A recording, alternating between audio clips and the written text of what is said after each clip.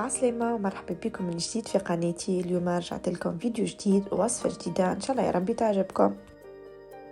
ورسيتنا لليوم فلان بالكراميل ياسر بنين. وطو ما نطولش عليكم ونتعداو مع بعضنا للمقادير وطريقة التحضير. أول حاجة باش نحضروها اللي هي الكراميل اللي باش نحطوه في أول طبقة. نحطو هني كيس متاع سكر ومعاهم 2 مغارف ماء. هذه الخليط نحطوه فوق الغاز. ماذا بكم من غير ما تحركوه بالكل كي يبدا هكا في الجناب بدا الكراميل يتبدل لونه ويغمق. نجمو نبداو ندخلو في السكر بشويه بشويه.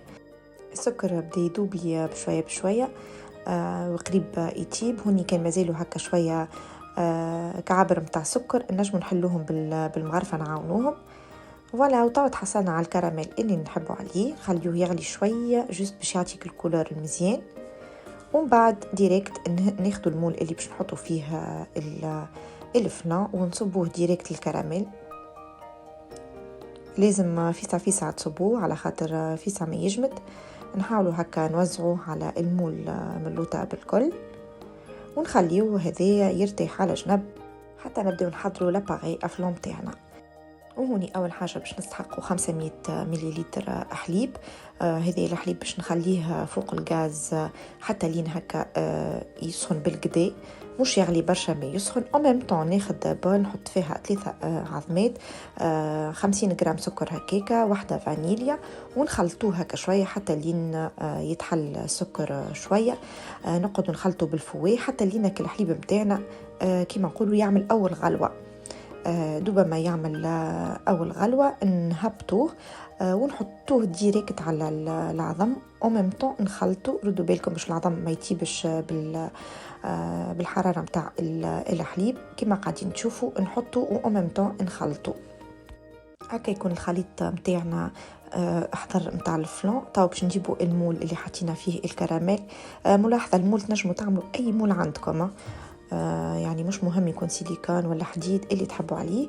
ولا هوني صبيت لاباري نتاع الفلان نتاعي في وسط المول نتاعي. وتوا باش نحطه في بلا يكون اكبر منه بيان سور. نحط فيه الماء معناتها كيما البان ماري. نصب في البلا نتاعي الماء، نحط المول نتاعي في وسط البلا هذاك. ماذا بيكم الماء يكون سخون والا يغلي باش معناتها كي تحطوه في الفور ما ياخذش اكثر وقت.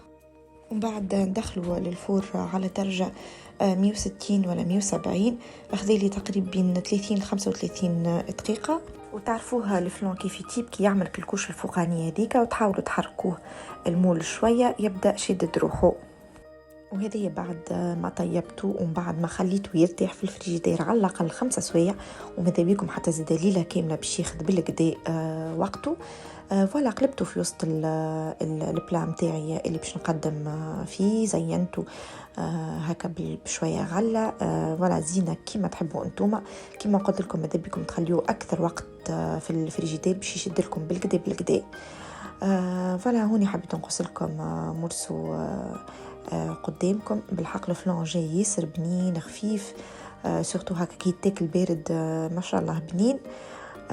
فوالا بالحق الفلان من أبن لي ديسير اللي تنجموا تاكلوهم فيت في راهو يحضر فيسع جوست معناه لازمو أكثر وقت في الفريجيدير. معناه يقعد أكثر وقت. نجموا تحضروه قبل بنهار باش تقدموها منه غدوة سواء في السهرية ولا في السحور. ياسر بنين حاسيلو حاجة مزيانة وأمامته خفيفة.